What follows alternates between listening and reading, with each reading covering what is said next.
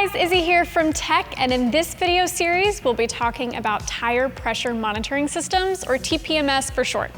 TPMS can be a little intimidating. With the wide variety of factory and aftermarket systems, sensors, and tools available, diagnosing and fixing TPMS issues can seem a bit overwhelming.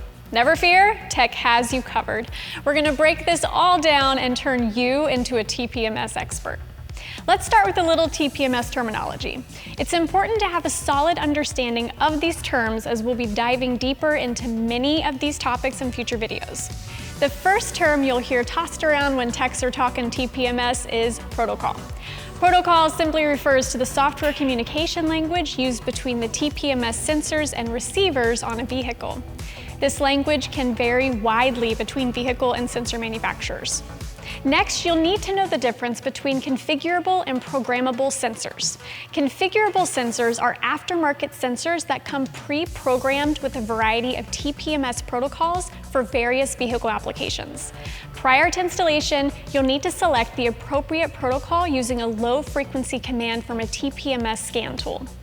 Programmable sensors, on the other hand, arrive blank. Prior to installing programmable sensors, you'll need to upload the appropriate protocol using a TPMS programming tool. We know you're probably thinking, so is my shop gonna have to stock a bunch of different sensors? Thankfully, the answer is no.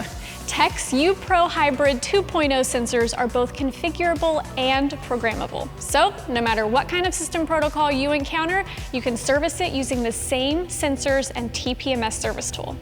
Finally, you'll want to know the difference between low-line and high-line TPMS.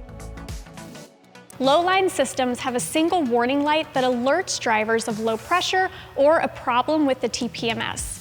Low-line systems do not show pressure by location. Therefore, vehicle owners or tire technicians will need to manually check pressure in all of the tires to determine which tire or tires are low. If all tires appear to be properly inflated, the next step is to diagnose issues with the system. But we'll get into that in future videos. Highline systems show precise inflation and location information on the vehicle's dashboard. With highline systems, any replacement sensor must be programmed or configured to communicate with the vehicle's onboard computer system to properly display the information. There you have it. That wasn't too bad, was it? Thank you for watching our TPMS terminology video. For more information on TPMS and Tech's complete line of tire repair and wheel service products, visit techtirerepairs.com. See you next time.